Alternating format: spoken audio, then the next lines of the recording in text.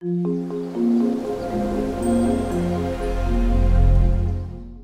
guys, welcome to the kitchen. All right, so things are a little bit different today. Things have changed in my life a little bit in the last week, and so we're in my kitchen.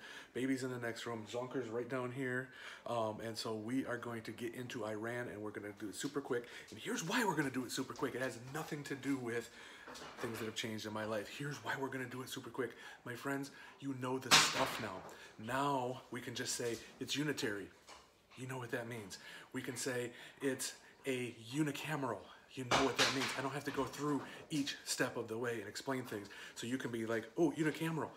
It's just like China.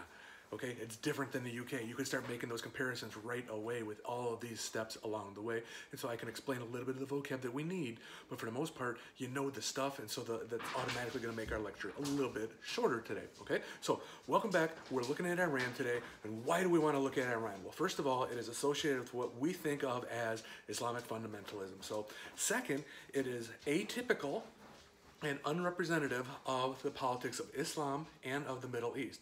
And third, and maybe most important, Iran has complex and often tense international relations, especially with the United States with nuclear deals. And so we're going to get to that at the end of the lecture today. So fundamentalism refers to, if we remember back to, I think it was chapter 6 maybe, fundamentalism refers to the literal interpretation of a faith serving as the basis for a political regime and a practice that is not restricted to Islam. And I gotta go shut the Zonkers up. I'll be right back. All right, we got Zonkers shut up, and so here we go. So fundamentalism, again, refers to it's a literal interpretation of a faith serving as the basis for a political regime. It said it's not a theocracy. A theocracy is run by the religious leaders.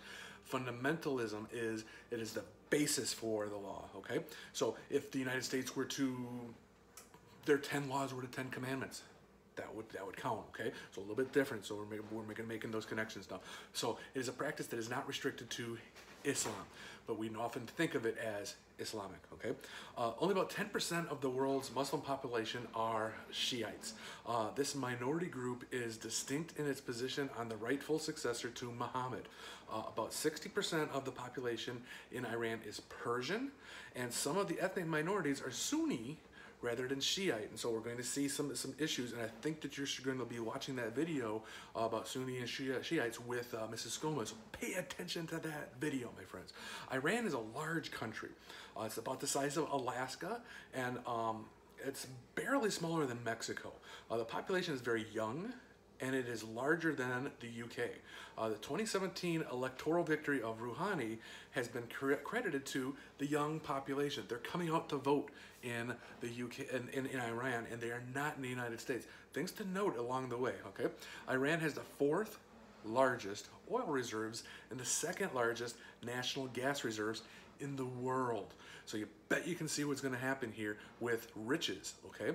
In the millennium BCE, Cyrus, Darius, and Xerxes created an empire that stretched from India in the east to the Greek city-states in the west. The empire was destroyed by Alexander the Great in 334 BC, but nonetheless, Persia has continued to have dynasties and shahs through the 6th century. And after the death of Muhammad in 632, military conquest was used by Muslims to spread Islam. The Umayyad dynasty conquered Persia and brought Islam with them. And the population slowly converted from Zoroastrianism. I can never say that. I can't, even when I taught world history, I couldn't say that. So we're going to try it again. Zoroastrianism. Okay, I think I got it that time. Under this dynasty, the Arabic language was forced into the people. And though many still use Farsi in Iran as their native tongue, Arabic is kind of the national language. So later, as we've seen before, the Mongol Empire is going to devastate Persia from the 13th to 15th centuries. They basically take over Eurasia, okay? As we transition to the modern era now, the Safavid dynasty from 1502 to 1736 was responsible for choosing Shiism, okay? So now we're starting to find the faith, the core faith roots for Iran. 1500s, okay? So a long time, deep roots in Iran. So this is, people say, why do they do things like that? It doesn't make sense. It does make sense to them, okay? It's been that way for 500 years. That's a long time. I can't commit to things for 3 days, okay? 500 years. The faith's core belief is that Islamic leadership is linked to the descent from Muhammad and his son-in-law Ali. Okay, the inheritors of religious authority are the imams, and the Mahdi is the hidden imam concealed by God. Awaiting his return is a messianic element, similar to Christianity. Another similarity with Christianity is the belief that politics are secondary to faith, a belief that is seemingly at odds with an Islamic republic. Okay, so whereas Sunni Islam is decentralized, Shiites since the Safavids have had high-ranking clergy, the Ayatollahs, who are like Christian bishops, although there is no equivalent to like the Pope in Catholicism. The Constitutional Revolution occurred in response to growing discontent with the monarchy's perceived subservience to Britain and Russia, and all had one clear goal, and that goal was to limit the monarchy. It led to the creation of the Majlis, a legislative body that we're going to talk a little bit about, and the first constitution that the country had. But there was no agreement on the future of the regime. Okay, and so remember, regime is the type of government, not the actual government. The government is the people. You got this stuff. You got this. They're remembering this stuff. We're going to get 4s and 5s. It's going to be crazy. We're coming back for a pizza party, right? Sam, you're paying. In 1907, the United Kingdom and Russia created formal spheres of influence. United Kingdom and Russia. Then, over the course of World War I, various empires and powers tried to establish dominance over Persia, but the war ended with the UK as the dominant occupier. In 1921, military officer Reza Khan led a coup and established his control over the country. The British were happy to see a strong man in power, and although they did not plan or support the coup, it is seen to this day as an imperialist plot. Reza Khan he sought to create a republic, but the clerics and the Majlis saw a republic as a threat to faith. Okay, and so therefore they appointed Reza Khan the new Shah, and he renamed himself Reza Shah Pahlavi. And the Shah was the one who pushed dramatic modernization while also reaching back into pre-Islamic history to anchor a national identity. Okay, so we've got all these things forming in the early 1900s. Pahlavi was appointed Shah by the Majlis in 1925 and pursued dramatic westernization and state building. At this point, we see a reformed bureaucracy, newly instituted education on all levels, developed roads, a rail system, established state-owned businesses, and abolished aristocracy.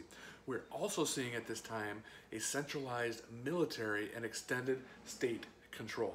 Pahlavi helped foster a strong sense of national identity, downplayed national Arab influences, and renamed the country Iran instead of Persia. In addition, he gave women access to education and curtailed the power of the clergy. This is a big deal now. Remember, we're basing things in Islam, and now all of a sudden we're taking a big jump away, and women are going to go to school. Women are going to be able to work, and now we're going to start taking away some of the power of the clergy. Now, think about how this is going to go. So during World War II, Russia and the UK invade Iran to keep the country and to keep its oil from the Axis powers. Pahlavi was forced to abdicate in favor of Mohammad Reza Pahlavi, his son, who was much weaker as a Shah and was not able to stand up to the Majlis and the clerics who wanted to do away with Western influences. They wanted to get rid of them. We don't want to hear from the UK. We don't want to hear from Russia. We don't want to hear from the United States. We want our own country. Sounds a little bit like China, okay? Making connections, keep doing this, okay? A new nationalist prime minister took power, Mossadegh, who raised fears of on many sides. Clerics feared his secularism. The United States feared a potential communist takeover. We've got things happening all over the place, and so everybody's kind of got a hand in Iran at this point. Consequently, even the Shah supported the British and U.S. effort to remove him. He told them, get me out of here. And he was placed under house arrest until his death in 1967. The Shah agreed to nationalize the oil industry in 1951, and in response, the UK withdrew its support, halting oil production almost immediately. As the UK became less relevant, the Shah allied with the United States in key policy areas, but he did not want democracy. So his suppression of democratic institutions has accompanied the United States influence. The Shah reforms in 1963, known as the White Revolution, that involved the top-down modernization policies that his father had promoted earlier. Opposition to the Shah was most strongly expressed by Ayatollah Khomeini, whose vision for Iran was as governed by Islam was not shared by the Shia clerics. Khomeini was exiled to Iraq and later to France, but this did not reduce his popularity. In '78, protests and clashes prompted the Shah to declare martial law. These protests continue. Remember, important protests, we're starting to talk about those. This is it. This is it. 1978-79, Iran Revolution. So here we are. Protest, protest, protest. Okay. Make sure you know the big ones for each country. So 78 protests, the clash, we have martial law declared. These protests continue. There's a call for Khomeini to return to Iran. When he returns on February 1st, 1979, he was greeted by just huge mobs of people. He outmaneuvered the provincial secular government that replaced the Shah and controlled the drafting of the new constitution, into which he inserted the office of a religious leader with supreme political authority, an office that he held until he died in 1989. The Iran-Iraq war pitted Saddam Hussein against Khomeini. They were against each other, and Khomeini wanted to remove Saddam Hussein from power in a move to spread revolution throughout the Middle East. Ultimately, they wanted to attack Israel, but the conflict between the two leaders ended in a stalemate. The '79 revolution led to the drafting of a new constitution, which has only been revised once. In 1989, when Khomeini made provisions for after his death. The Constitution is religious fundamentalism in practice, folks. As a product of the 1979 revolution, the Constitution states that God is sovereign over the Iranian people and state, and therefore all laws must be based on Islamic criteria. Okay, so let's take a quick rundown of the essential political features of Iran before we jump into them, okay? Legislative executive systems, we have a semi-presidential theocracy. Semi-presidential theocracy. The legislature is unicameral, they're called the Majlis. Iran is a unitary country whose main geographic units are ostans or provinces. The electoral system for the Majlis is single-member and multi-member district majority. We're going to talk about that in a little bit. And the chief judicial body is the Supreme Court, led by the Chief Justice. The Supreme Leader is the dominant position of the executive branch. He must be a senior cleric who serves for life. He is the commander-in-chief of the armed forces, and he controls the Guardian Council, which is charged with vetting candidates for legislative and presidential elections. The position is similar to a traditional monarch. The Supreme Leader is chosen by the Assembly of Experts. This is 88 Islamic scholars who are popularly elected for 8-year terms. However, selection of who can run in these elections is also controlled by the Guardian Council, and therefore by the Supreme Leader. The president is directly elected and may serve up to 2 4-year terms. The position is more akin to head of government, and the Supreme Leader would be head of state.